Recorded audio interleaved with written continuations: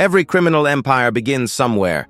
Sometimes it starts with violence, sometimes it starts with greed, and sometimes it starts with a simple dream, twisted over time into something darker. Peter Clemenza promised the future. He sold hope, the kind people desperately wanted to believe in. An app that would change the way the world shops. An AI revolution at your fingertips. But behind the polished speeches and billion-dollar dreams was a hollow, carefully crafted lie. A lie that would leave investors betrayed, families devastated, and a tech empire reduced to ashes. Tonight we trace the rise and catastrophic fall of Peter Clemenza. Welcome to Shadow of Crime Chronicles, the place where every lie is unmasked and every hidden betrayal comes to light. If you believe that every story deserves to be told and every life impacted deserves to be remembered, hit that subscribe button and stay with us. Today, we dive into the stunning story of a man who could have changed the world, but instead chose to deceive it. This is the story of Peter Clemenza. Peter Clemenza was born in 1983 in Palo Alto, California, the very heart of Silicon Valley. From the beginning, technology was the air he breathed. His mother, a systems analyst. His father, a mechanical engineer. Dinner table conversations weren't about sports. They were about coding languages, innovation cycles, and startup IPOs. Peter was bright, restless, intense. At just 8 years old, he built his first computer from scraps in his father's garage. At 11, he coded a virtual marketplace game where players could trade goods. He wasn't just smart, he was obsessed, but with that obsession came an early crack. A desperate need not just to succeed, but to be admired. He needed recognition like oxygen, and failure was unthinkable. College took Peter to Stanford, a double major in computer science and business. There, he discovered his greatest weapon: charisma. Peter knew how to speak the language of dreams, how to make people want to believe. It was at Stanford that he met Emily Lawson, a brilliant marketing student. Emily was calm, steady, a counterbalance to Peter's relentless storm. They married young, two bright minds determined to build an empire together. For a time, life was golden. Peter rose quickly through the tech world. Emily launched her own consulting firm, but behind the glossy smiles, pressure mounted. Peter wanted more, and faster. He resented building other people's dreams. He wasn't content waiting. He wanted his own empire. Now, in 2020, Peter saw his moment. The world had gone remote. Online shopping was exploding. He pitched Nate Dash, an app that would change everything. An app powered entirely by artificial intelligence. Effortless shopping, instant deals, hands-free purchases. Investors swarmed. Seed money poured in. By 2022, Nate had raised nearly $40 million. Peter gave TED Talks. Emily polished the brand. They were Silicon Valley's golden couple. But there was one problem.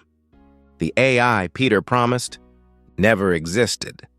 Instead of cutting-edge AI, Peter had something else, a hidden army of human workers, working overnight shifts in grim office rooms, copying, pasting, clicking, pretending to be AI. The so-called intelligent shopping assistant wasn't intelligent at all. It was exhausted, underpaid workers, pretending to be code. Investors never knew. Customers never knew. Peter smiled, spoke on stages, gave interviews, and pushed the lie deeper. Every dollar invested, another step into the abyss. When Emily questioned him, he dismissed her concerns. "It's just until the real AI catches up," he said. But deep down, Peter knew the truth. It was never going to catch up. It started with whispers. Employees grumbled, glitches appeared. Orders were delayed, discounts unfulfilled. Then the leak. Jennifer Wallace, a senior engineer, too exhausted, too ashamed, leaked documents to a journalist. Proof the AI was a lie. Manual workflows, fake demos, embezzled funds. The story exploded. Headlines screamed across the internet, "Nate app a scam." Tech CEO under investigation. Investors panicked. The SEC launched probes. The DOJ opened investigations. Peter's empire cracked overnight. He tried to run. In January 2025, he was arrested at a private jet terminal. Seconds away from fleeing to Dubai, his fall was complete. The FBI uncovered everything. Shell companies offshore, lavish properties, secret instructions to fake automation. Jennifer Wallace testified, "He made us believe we were building history, but it was a lie." Emily filed for divorce, shocked by how deeply she, too, had been deceived. The Nate empire collapsed, hundreds unemployed, thousands robbed of hope. The trial was brutal. Investors, ordinary people, stood and testified through tears. A retired teacher who lost his pension, a single mother left bankrupt, young tech enthusiasts whose dreams were shattered. Peter's defense tried to spin ambition into innocence, but the jury saw clearly, guilty, on all counts. Judge William Hartford spoke directly to Peter. "You preyed on hope. You turned dreams into rubble. For that, this court shows no mercy." Peter Clemenza was sentenced to 35 years in federal prison, ordered to pay $32 million in restitution, a man who had everything reduced to nothing.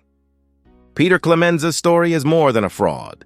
It's a warning, a reminder that ambition without conscience is a ticking time bomb, that in a world desperate for innovation, deception can wear the mask of genius, and that sometimes the brightest lights cast the darkest shadows. In the end, Peter didn't just destroy his empire, he destroyed trust itself, and no AI, real or fake, can ever rebuild that. Peter Clemenza's story deserves to be remembered, not to glorify him, but to honor those who believed in something better. If this story moved you, please share it. Leave a comment. Subscribe to Shadow of Crime Chronicles, because behind every success story, sometimes lies a shadow. Stay safe, stay wise, and remember, not everything that glitters is real.